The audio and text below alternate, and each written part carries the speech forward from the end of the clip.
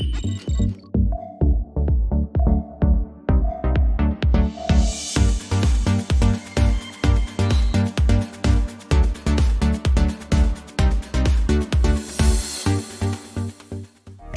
meine Lieben, ich bin heute in Südengland, in Seaford, bei Derry Hannam, der im Bildungsbereich in England sehr, sehr viel bereits getan hat und dem Neuerungen unterschiedlichster Weise sehr am Herzen liegen. Derry, thank you very much for having us. Pleasure. Would you perhaps like to introduce you to our audience just with a few words? Yeah. I was a teacher for a long time, for 20 years, from every sort of grade of teaching, from the lowest to, I suppose, the highest, head teacher. And then I was a school inspector for 15 years in the English school system.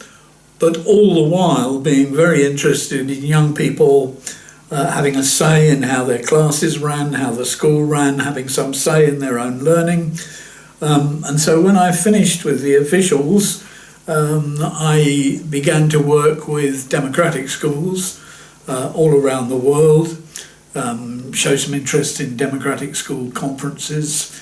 At the same time, in a kind of bridge position, I was working for the Council of Europe, developing a project known as Education for Democratic Citizenship, Human Rights Education, which is grounded in the sort of raison d'etre of the Council of Europe.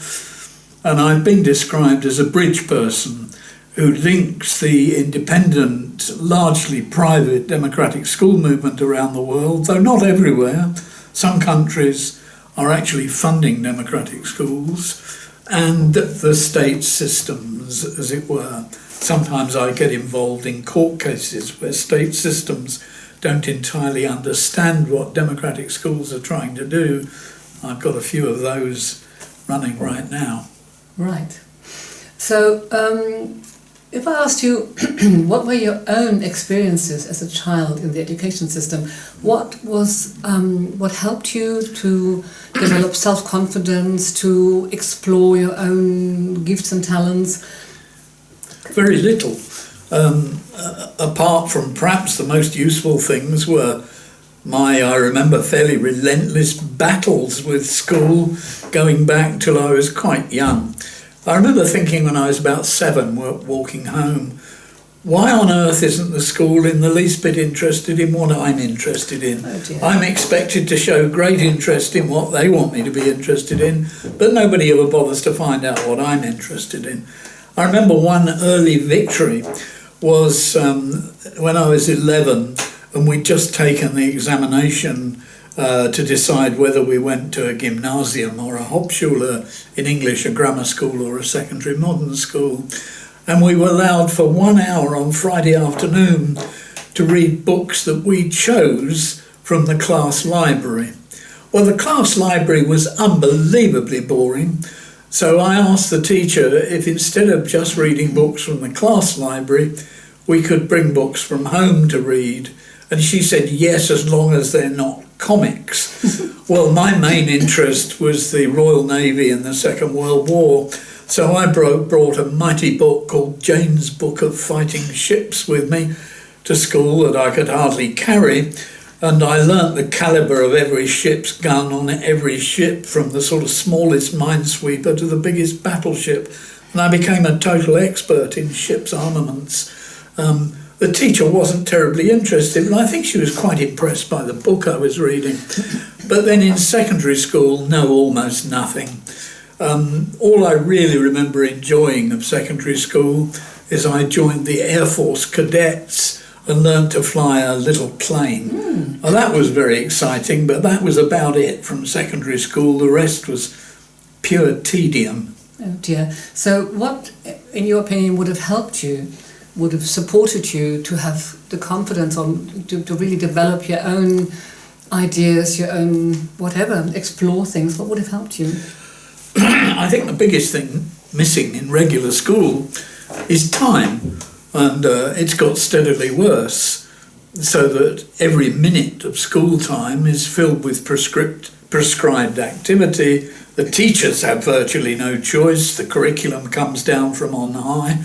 All this is especially true in England. It's less true in the Nordic countries, where the national curriculums are more outline, guideline documents. But in England, almost every minute of the day is prescribed. And then the system wants to take control of the kids' time when they go home by giving them 2 hours homework. A school last week in England said children should revise for their GCSEs for at least 3.5 hours a night. Well, you've got how many hours in school plus home, nothing else in kids' lives but study. So we shouldn't be surprised at the rising levels of mental ill health in young people, the rising levels of obesity, because there's no time for kids to go out and do anything active. So what I missed most was some time that I could call my own, where I could take an interest in something and then expect an adult to take some interest in it too, to share my interest, talk it over with me, maybe give me some ideas of where I could go next, not impose them on me, but just throw out some suggestions and leave it to me whether I accepted them or not. I always craved that kind of relationship with adults. And later in my life I did find it, and that was one of the things I think that helped me become a democratic educator. Yeah. What was it? I mean, where did you find that, what you had been craving for? Well, I found groups of people who were interested in the same things that I was interested in. And it's very hard to pursue an interest as an individual. I mean, I've always been impressed by the psychologist, developmental psychologist Jerome Bruner, who identifies 3 qualities that he calls supremely human. One is curiosity. Well, I've got plenty of that, though school did its best to kill it off, I would say. Collaboration, that we're social animals. We like to do things together, to share ideas together. That, again, is pretty much shut down in school, where you're expected to learn on your own, do your own homework, get your own grade in the test, for example. So curiosity, collaboration, and another one that will come to me in a couple of minutes. 3 C's. So what made you become a teacher? Yeah, that's a really interesting question. I was several other things. I trained as a valuation surveyor before I became a teacher, and I worked for a while in a group therapy unit for adolescents in a psychiatric hospital. That was extremely interesting. And I remember thinking, if it's okay to have a psychiatric hospital for young people where the staff and the patients were on first-name terms, where the staff didn't wear white coats, where the emphasis was on talking, where the community lived together in a democratic way, that decisions about how this therapeutic community should run were made by the collective. Every new patient or every new member of staff, in a sense, was equal. In fact, it was quite funny, because sometimes medical students from Oxford University would come and they'd be told to hang up their white coats in the staff office. And the first comment usually was, but we can't tell who are the staff and who are the patients. So I thought, well, that didn't say much for their diagnostic skills, as most of them were training to be psychiatrists. But being in this therapeutic community made me feel, well, I'm not a medic. I don't really want to do 8 years of training. How can I work in this kind of environment? And I thought, well, really, schools should be like this. So I started training as a teacher. I very soon came into a certain amount of conflict with the authorities on the teacher training course, especially psychology, when we were told to learn about Pavlov and his salivating dogs, Skinner and his rats. And I remember saying to the psychology lecturer, excuse me, I want to work with kids. I don't really want to teach dogs or rats. And so we came to a kind of deal where I created my own psychology course. I was a little bit older than some of the students, and he was fed up with me asking endless questions that sort of put him on the spot. So we did a deal. I would no longer interrupt his lectures. On the other hand, I would be allowed to go to the library and create my own psychology course. And I went to the library and I found shelves of dusty books that were never read by people like A.S. Neil, Homer Lane, Tolstoy, John Dewey. And I was very fortunate in my first jobs.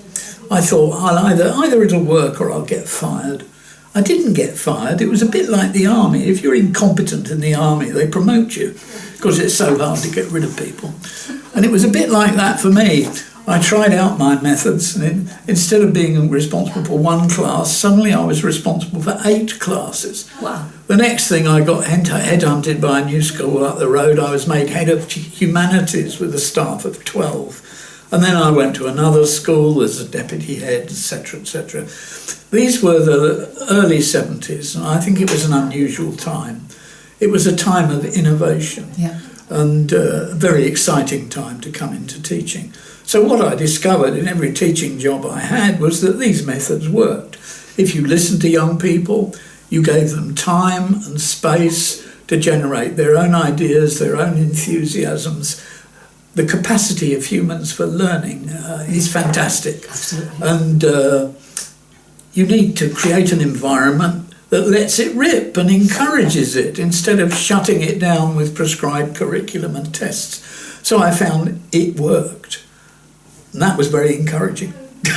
Didn't you still find it difficult as a teacher that the school gives only space for certain talents of people, whilst the human being, I mean, we have so many different talents and gifts that we very often can't imagine. Yes, absolutely. And I think new talents and gifts will arise. Well, I was very fortunate in my first job.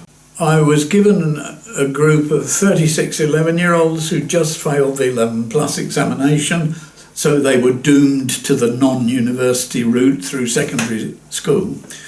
It was a fairly middle-class area, so a significant proportion of the parents really cared about this and regarded it as a catastrophe. The children themselves felt they'd let their parents down, so it was a double catastrophe. The head teacher said, I want your class to be sort of halfway between the one teacher, one class of the primary school and the 11 teachers, 11 subjects of the secondary school. He said, I'm going to put you responsible for English, history, geography, social studies and religious education. So that covered about 62 or 3% of the kids' timetable, enough to really develop a relationship. And not follow lessons, single lessons. No, and to have space to develop things. Now the head said to me, I want you to try some integrated work. Now the heads of the departments whose lessons I was going to teach weren't happy about that, so they gave me distinct lesson plans and teaching targets for each of the subjects. I knew I'd got the support of the head teacher, so I threw them away, basically. And I remember the first day the new class came into this classroom. It was a big class, but it was a reasonably big classroom. And I'd already got the chairs in a circle, which they'd never seen before, so they didn't know where to sit. But eventually they sat down, and to their surprise, I just sat in the circle too.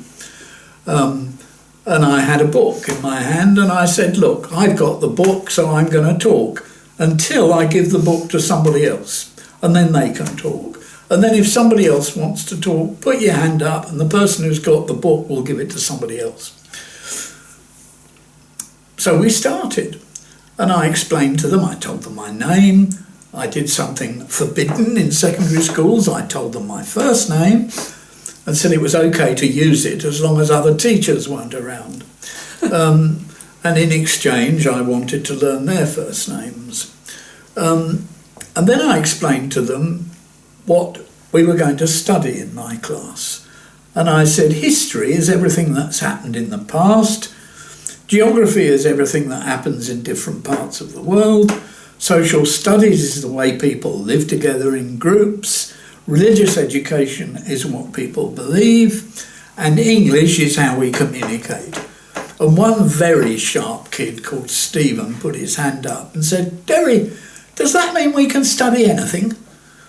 So I said, "Well, yes, more or less, doesn't it? What doesn't fit into those 5 subjects? If you can think of somebody said science." And I said, "Well, you will be doing science with a separate teacher, but I don't mind a bit if you do something scientific on one condition."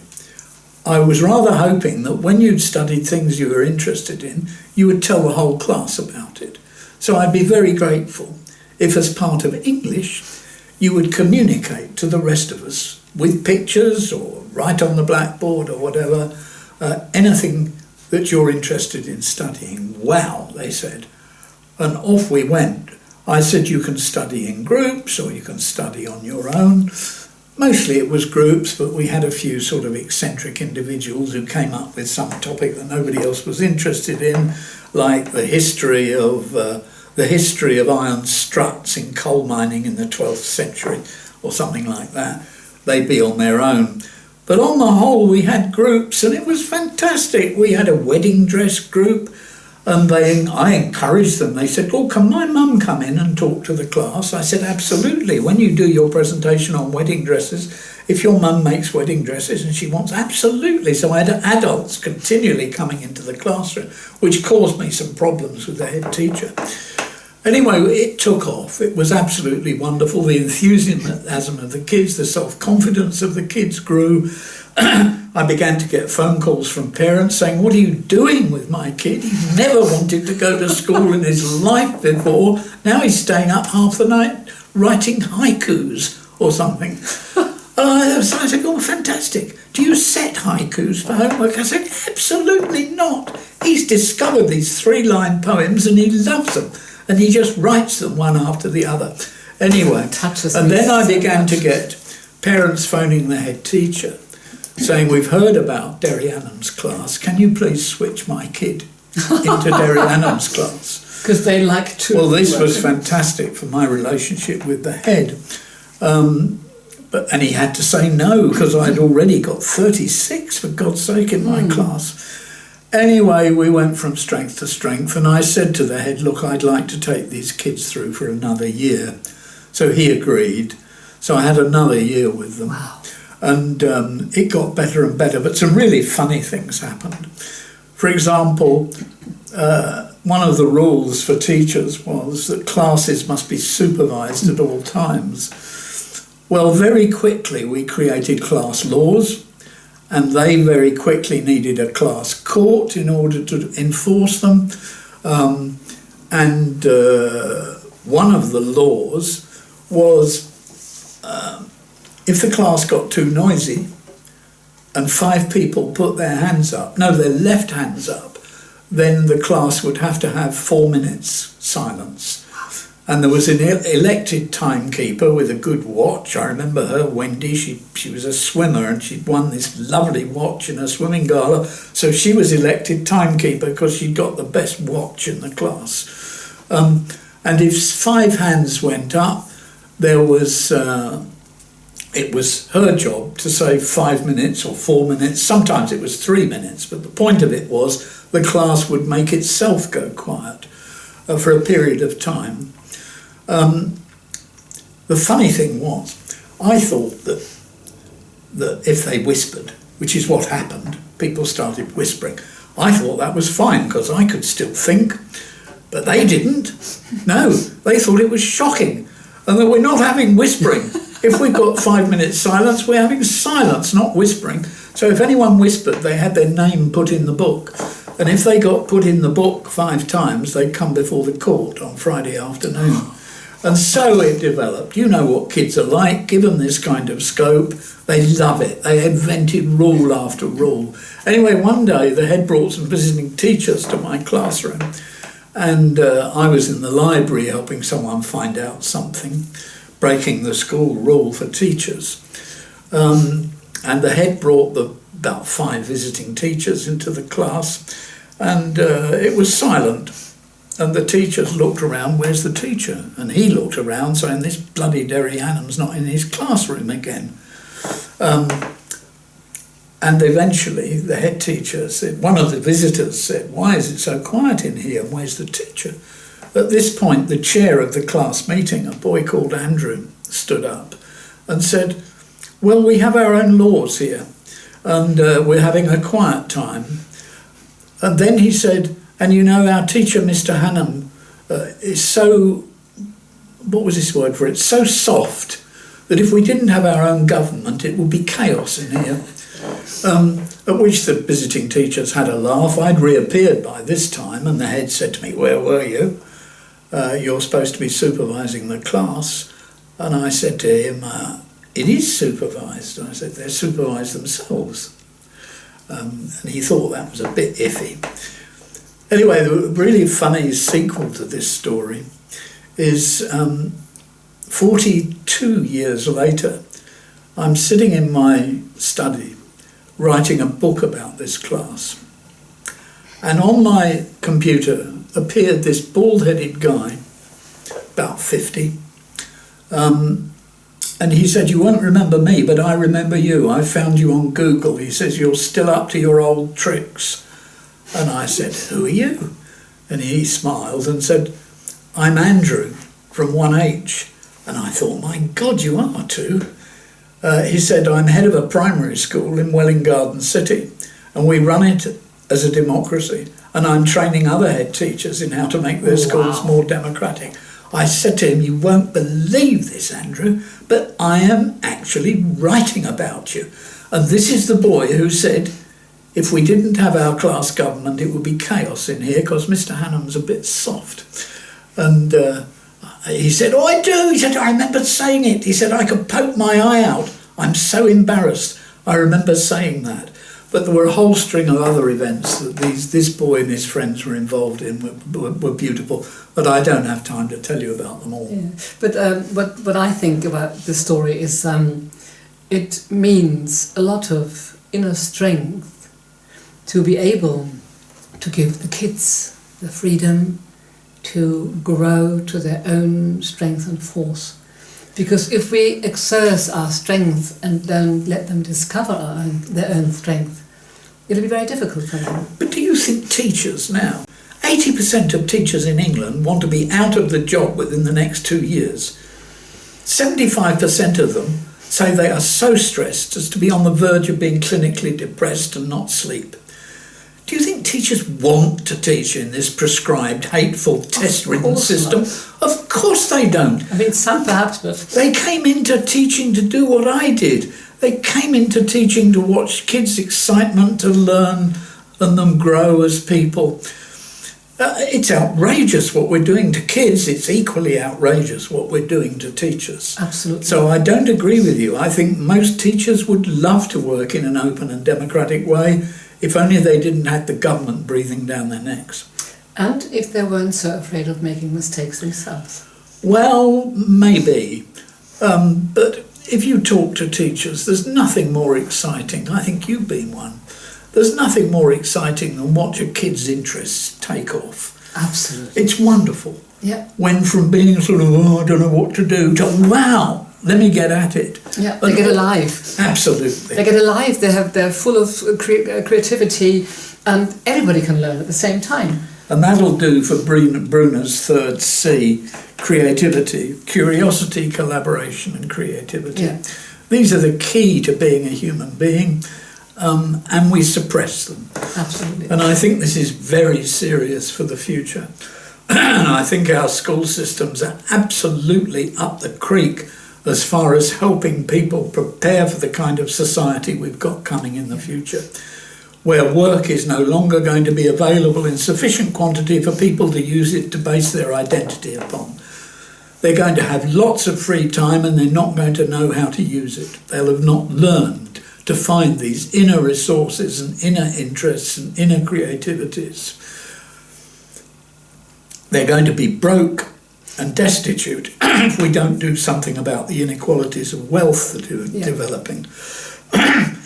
They're going to be attracted to demagogues, if we're not very careful, who will blame some group, Jews or blacks or Indians or Welsh or Irish. Some group will be to blame for for this social insecurity and instability.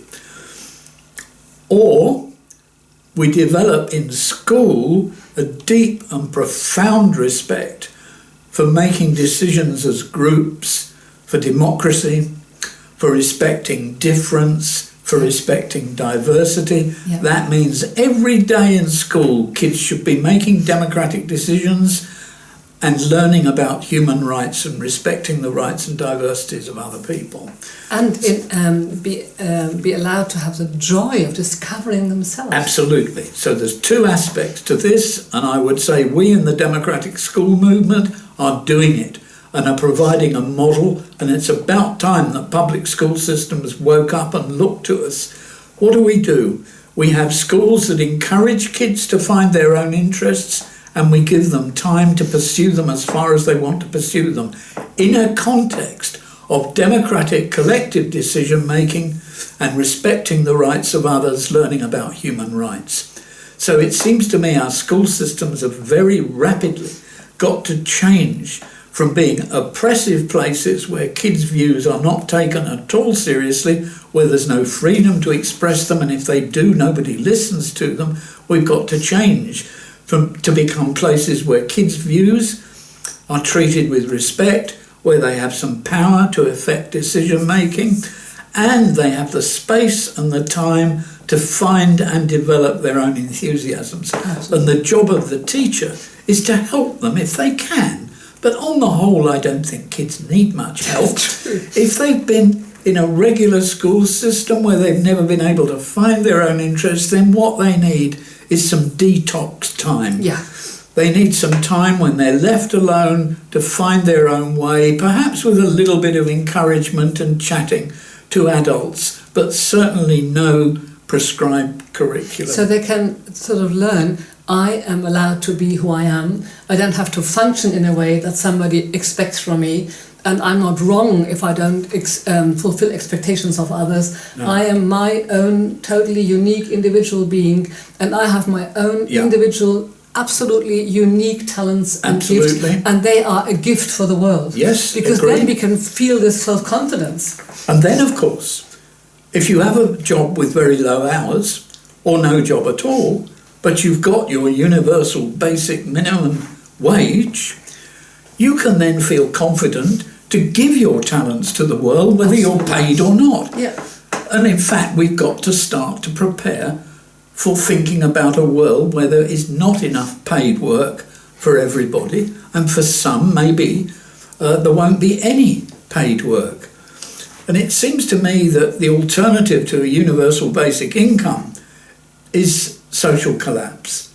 Yeah. If we go on as we are, with the rich getting richer, living in gated communities, thousands of people homeless living on the street, and these polarities get worse and worse, we're not going to have any increase in the number of very wealthy people, because the ones we've got will be accumulating more and more. Yeah. The increase is going to be in homelessness and dissatisfied, jobless people, or people on very low paid work. So unless we provide some kind of social framework, some social cushion to support the lives of everybody, and this is where I argue for the universal basic wage, we are going to have social breakdown. Absolutely. Yeah, I agree entirely with you. And I think we've come now to around sort of, how do you say it in English? We've now sort of, I can't say it in English. Wir haben jetzt einen großen Bogen geschlagen. What I would like to add, I think you probably agree, if we allow people to follow their own intuition, their own desire to explore the world in their way and find their own talents and gifts, nothing is more fulfilling than being able to do what you really like, what you're really good at, and to give it to the world. Then we really feel worth being. Exactly. And to prepare young people to be able to do that, we need what we can already see happening in the democratic schools. Yes. The answer is ecological collapse. The alternative is ecological, environmental collapse and social collapse. Yeah. And presumably nobody in their right minds, even the richest of the rich, want to see that happen. Exactly. So would you have an idea what would you find the most important piece of advice out of your own experiences what would you say to parents who haven't gotten democratic school in their environment? What can they do to help their child, to encourage that child, or to help it to develop their strength? Yeah. Three things. One is support a political party that does not advocate the rigid regimes with the endless testing that we've got now. First of all, at the political level, let's get rid of that. Take an interest in your school. Get to know the teachers. Show them that you would support innovation and exploration, not be afraid of it and complaining to the head if they tried it.